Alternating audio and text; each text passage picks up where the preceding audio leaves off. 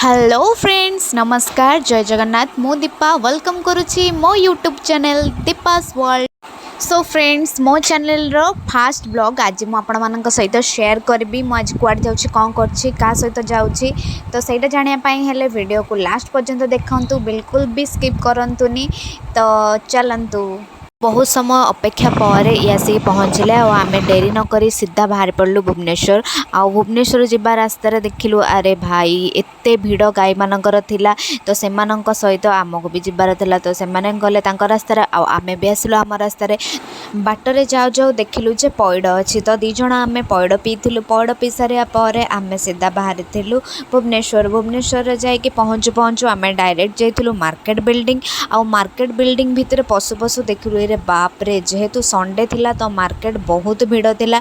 से भिड़ भितर आम बाहर मु देखिली जे मटर सिझा अच्छी, तो मु मोर मटर सिझा खाई आउ से तांकर खाइथिले मालपुआ आलू कषा। तो आम दीज खाई सारा पर सीधा पहुँची जाइली रॉकी टाटूज रे। आउ तापरे मो पाई चूज करी स्टोन। आउ तापरे मोर बेली पियर्सिंग रो प्रोसेस स्टार्ट हैला। एबे तो मु किछि भी कहि परबेनी, काहेकि ना मु जेहेतु फर्स्ट टाइम करूथिली तो आ पाई बहुत एक्साइटेड थिली। ऑपरेशन हो केन लागु जेतेबेले स्टार्ट हैला सेतेबेले मु तो बहुत नर्वस थिली, जेतिके एक्साइटेड थिली ताठू अधिक नर्वस थिली।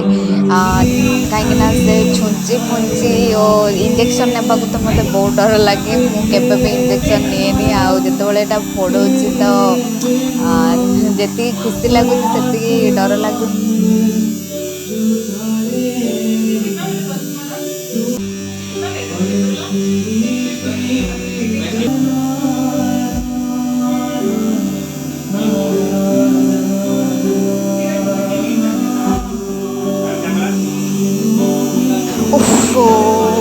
आपण मैंने जापे मो मुहर रिएक्शन रुझे मत केमी लगुथ।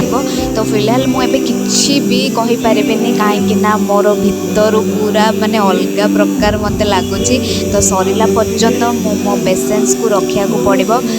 तो सरला मुझे एबे तो मु टोटाली किसी भी कहीपर सरला मुझे जनइबी मत केते कष्ट है कौन है।